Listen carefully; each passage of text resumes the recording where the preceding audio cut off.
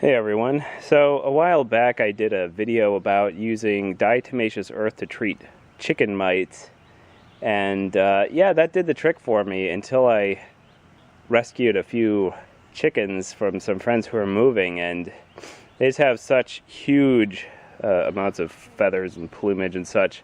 I think it's because they're so domesticated. My chickens tend to be a bit more wild.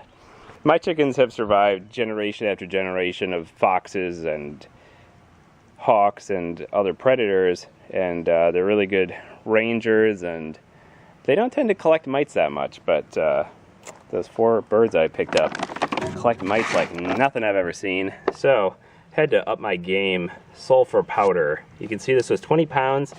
I've probably used about half of it. Now, a typical mite recipe is going to be 25 to 50% sulfur to sand. Frankly, that's just way too much. My birds will waste that really quickly. So what I like to do is dilute it much further. I believe this is all the sulfur I have anyway. Trying to remember how much this was. I got it on Amazon. Everybody says go to your garden stores and pick up sulfur. I've never seen sulfur in a garden store or a pharmacy. Frankly, I'm really annoyed every time I read that because I've never been able to find it anywhere. So 2 ingredients here. We have sand. Some of this is just some extra sandbags I made a while back. And then I have the sulfur here. I'd like to say I'll do a 4-to-1, but it might even be closer to 10-to-1, or maybe I'll aim for about 8-to-1. So 8 parts sand per 1 part sulfur, something like that. That's just about what I can get away with, and like I said, my birds are really wasteful. Alright, and here are my about 2 shovels worth. So I did 16 shovels of sand. Here are my 2 shovels worth of sulfur.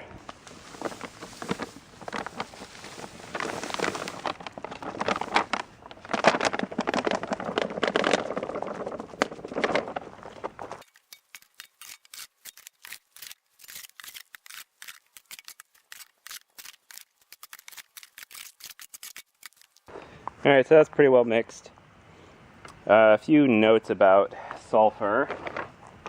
Is it dangerous? I don't really think so.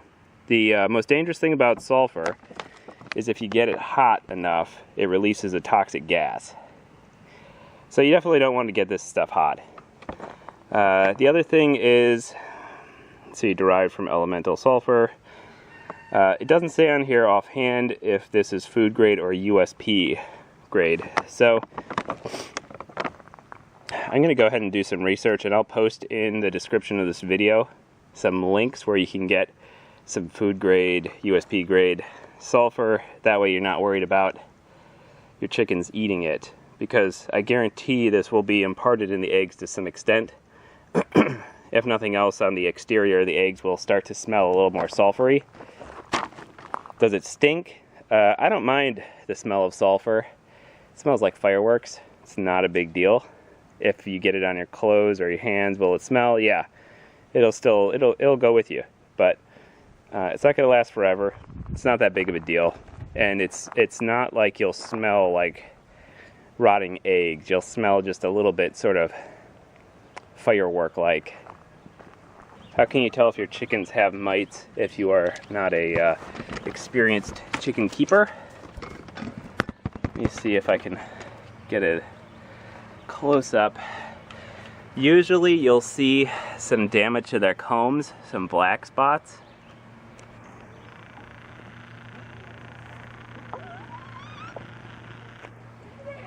That doesn't look that bad, actually. These ones don't look too bad. I've got some eggs in here, that's nice. Sometimes they'll lose feathers too, and I think in this case these chickens started as just getting overmated. I removed the rooster, which was the cause of the problem, but that doesn't always stop it, because chickens have very repetitive behavior. So once they start pulling feathers and that sort of thing because something looks a little different, they're not going to stop anytime soon. Well, Q here doesn't seem to have... Oh, there we go. There's something on one side of her comb. But there's some mite damage for sure. Some things to keep in mind: they're probably poultry mites or roost mites. They don't have much interest in people. If you bring them in your house, they won't live long, and they aren't going to infest your house. They will get on your hands though, which is annoying. So you can see here, I've refilled this twice over the past year or so, and it just keeps getting emptied by repetitive behavior. The chicken's scratching it up, rolling, dust bathing. That's all fine, that's good behavior, but you will lose all of the sand that you put in here eventually, which is one of the reasons I dilute the sulfur a little more. And the other reason is I still find it highly effective. I've knocked out mites a few times using this technique. The problem with diatomaceous earth is, yeah, it works if you can get it into all those little feathers between them and such, but you really can't. It doesn't work that well.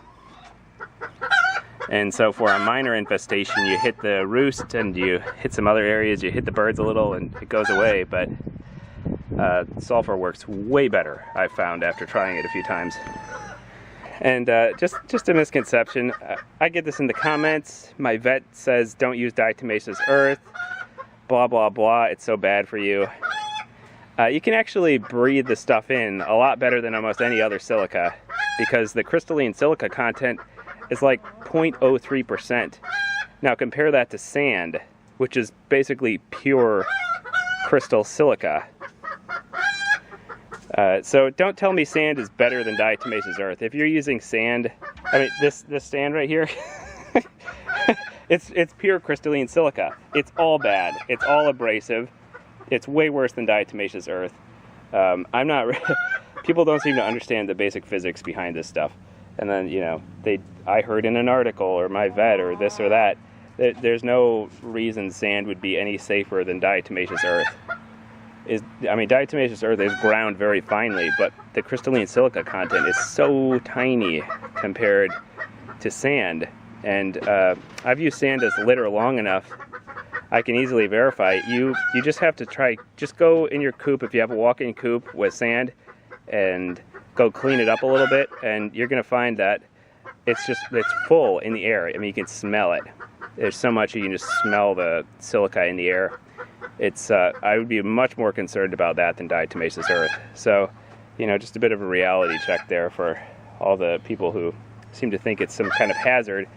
It's sort of like the argument against borax. Yeah, if you're a factory worker getting constant chronic exposure to borax, it's a problem. But that's true of pretty much anything. And nothing is going to be perfect. Everything has some kind of downside. But chronic exposure is by far much more important than what the thing itself is. I have this pile of sand with sulfur mixed in. Probably takes a week, something like that, to clear up mites. You can see I stuck a couple of ceramic eggs on there just because, why not? Just have them, and sometimes they like to sit on there and lay. So this seems to happen in the summertime, especially summer and spring. Yeah.